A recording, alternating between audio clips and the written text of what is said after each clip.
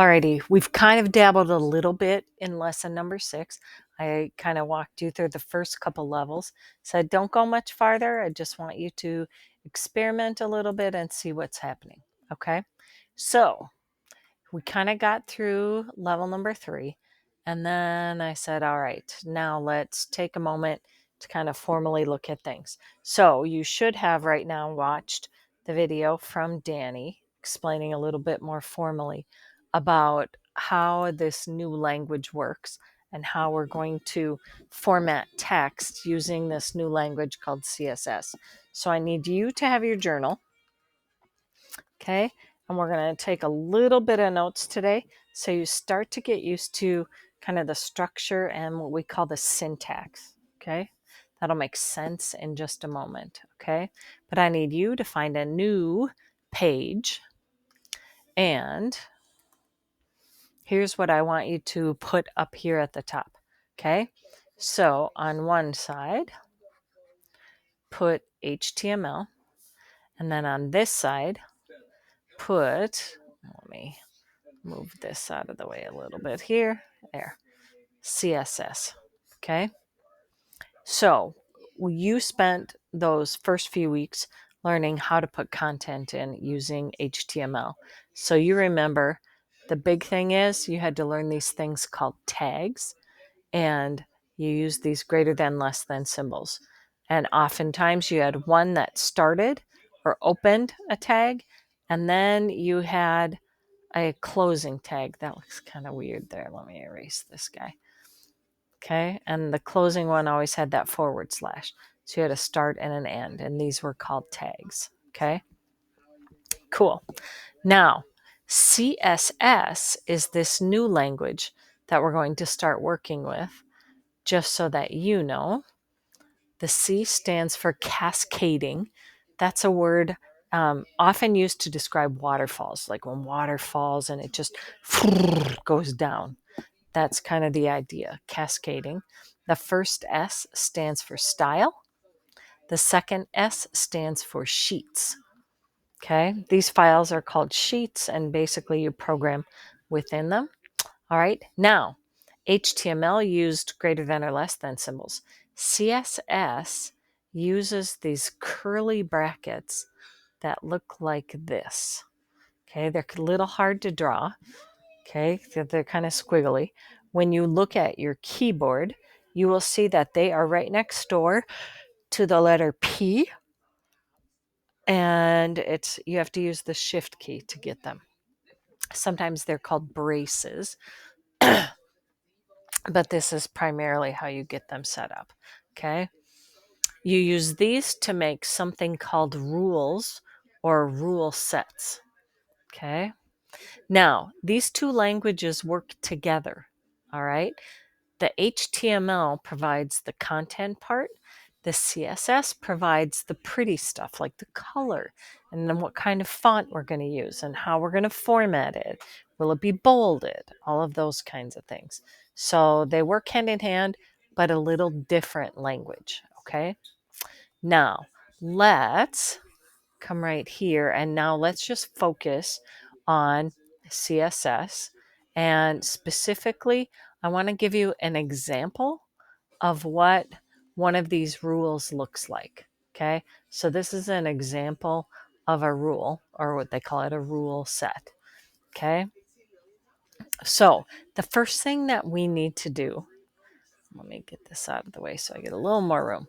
The first thing that we need to do is you are going to pick what tag you want to apply a bunch of properties to. Like what color do you want all of the H1 headings or the paragraphs or the list or whatever you have structured in your website. So the first thing, and I'll just make an example. I'll use the letter P. P, notice this comes from an HTML tag. Okay, P for paragraphs. I could also do an H1 for headings or an H3 or the UL for the unordered list. Okay, so the first ones we're going to start with are probably going to be a lot of P for paragraph, or H1 for headings. Okay, now next you need to leave space, and then you have to put in this squiggly curly bracket. Okay, like that.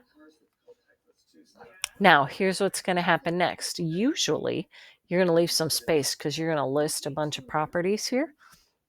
Okay. And then, so why don't you leave like 2, 3, or 4 spaces here, and then you make this curly bracket facing the other way. It's kind of like the start and the end, or the open and the close. Okay. In between here, then we say something like, ooh, I want for my paragraphs, I want all my paragraphs to have the same color, and then you have to pick a color. Okay, so you're going to say color. Now, the formatting here, or what I call the syntax, is you have to use the colon, that's 2 dots, and then you're going to type in what color do you want, like blue or red or orange, pink, purple, whatever. And once you put that in there, then instead of a colon, we do a semicolon, which is with the comma at the bottom. Okay. Now, each of these pieces is important, and it has a special name. So, where you put this, where I put the P, but it could also be H1 or H2 or the UL, whatever. This is called the selector. If you were kind of listening to Danny, she could talk. She ran through this quickly, but the first thing you do is pick the selector. Then you have to have your curly bracket. Then you're going to say, all right, what property do I want to start to format? We're going to start out using color a lot. Okay. Then make sure you have the colon, and then tell us, all right, what value do you want for the property? That comes next. So this is a whole rule set. You pick the selector, then you add a property and a value. Okay. Cool. Now, this makes more sense once you start doing it. All right. Inside a rule set, you can stack multiple properties. We could do a font size, and then we could align the text, and then we could do a border around it, and so on. So there's lots of things you can do here. I'm just giving you an example of one. When you have this written down, cool. Then what I want you to do is go and grab your Chromebook. And why don't you meet me at level number 4? Okay. This is when you're going to get to start with. Okay. I'm going to start over just so that everything's kind of a clean slate. If you had done lesson 3, maybe you had already put some color in here. Okay. But what you are going to do now is you are going to go ahead, and it says find the rule set in the style sheet that determines styles for the H1 tag. Here's what you have to look for. Okay.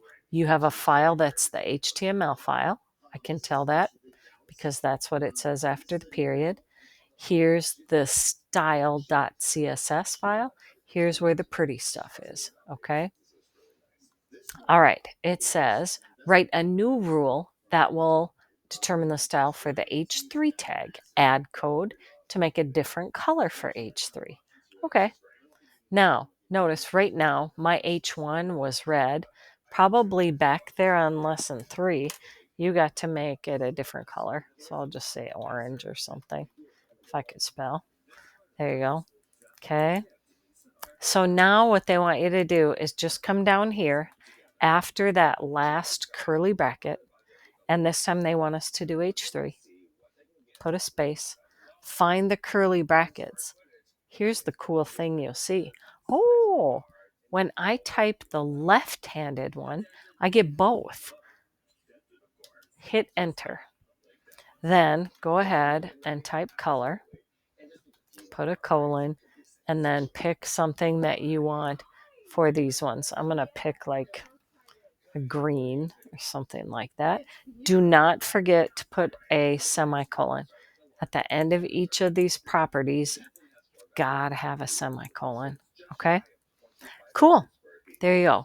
Now, I'm going to specifically ask you, once you've gotten this done, hit finish. And then get ready for this next part, because on level 5, it starts talking about RGB, and we haven't talked about this yet. So I want you to follow along with me for a moment, and then I'll explain where we're headed, okay? Open up a new tab. Pause as needed. Start typing W3 for W3 schools and go to that website, okay? And once you get there, it should look like this: W3 schools, learn to code, and it's got all these different languages on top. What I want you to do here is I want you to just type color and hit enter. Just the word color, because then what you're going to see over here is all kinds of color stuff. Okay. Last time, and go ahead and click on color names. Last time, you got to see, oh my gosh, there's 140 names for colors. Well, you can also program your own color to all kinds of different degrees. And the colors that you get to pick, you can make over 16 million combinations. And you're like, what? How in the heck does that happen? Well, here's kind of how it happens. Come down here where you see something that says color RGB. Okay, so find this color RGB. If you're not at this point and you're back on the main W3 page, then just go ahead and type in color RGB. And let's see what we come up with. Colors RGB. Here we go. Okay. All right. When you come here and click color RGB, you should see something called a calculator. Okay. R, not a shock, stands for red. G stands for green. B stands for blue. And this is how on a computer screen you make over 16 million different colors. Okay. When you were little and color painting, you used red and green and blue and yellow, and you mixed colors to make colors happen that way. Okay. That's because the light is focusing on top of your color. The light is coming through the screen, and so we use different combinations for our primary colors. Ours are red, green, blue. Okay. Now, you're going to notice here that it says R. This has a number of 255. That looks like it's way up here. If we made this 0 again, and if you're right here with me, do this. Make red 0, make green 0, make blue 0. When that happens, you get complete black. Okay?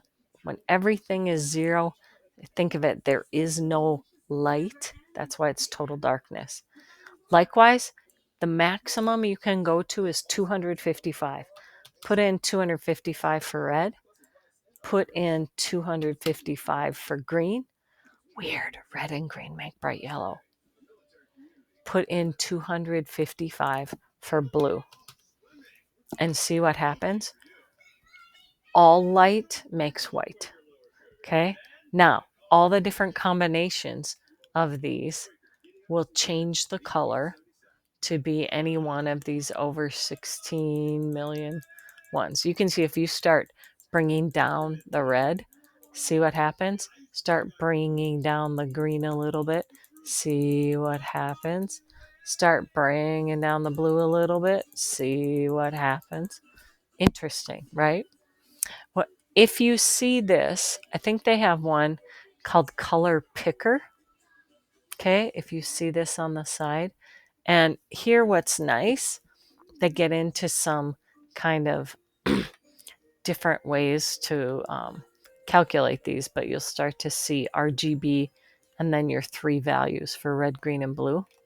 Scroll all the way down to the bottom, and there's a great tool with a slider, and you can play around with this. Okay, set different values for red, for green, and for blue, and then see what you can come up with. Spend some time investigating and playing with this. When you get to level 5, they have a little tool with encode.org to do this as well. But I love playing around with this one to kind of see what happens and how the colors change with just adjusting the values of red, green, and blue. Okay, so here's your job for today. All right, so you've got Unit 2. Oh my goodness, this thing has gotten all bonkers now. So what I might have to do, come on, eraser, I might have to just type this since my stylus is acting wonky. Okay, so what you're going to do is you are going to encode.org. Hopefully you've gotten through now Unit 2, Lesson 6. Levels. Hopefully you've got levels 1, 2, 3, and 4 done. I'm going to say go all the way through level 8, okay? And do all of those. When you get to level 9, there are going to be a whole bunch of options. And this is where you're going to probably get mad at me right now. But I'm going to have you do all the parts. There's A, B, C, D, E, F, G, and H. What? Yes, but there's a lot of little debugging ones, and that's important to learn that way. Okay? Level 10 is the level you need to show me. Okay, well, obviously I'm not there. So please show Miss Kborn. All right. Show me. This is the one that goes in the grade book. All right. All right. Cool. All right. Don't worry about level 11. We're going to tackle that next time as I give you some more examples of cool properties to format text in lesson 6 using CSS. So leave this up there so you can get an idea of what you're tasked with today. A reminder, in Schoology, this is what I want to always make sure that you're aware of. In Schoology, you always have the opportunity to come in here and you will see there are videos for every single level telling you what to do. Okay? Use this as a resource if you're stuck. Okie dokie. Good luck. Have some fun. Happy coding. Play with not just the color names, but now play with the color numbers using red, green, and blue. It's a lot of fun. Thanks.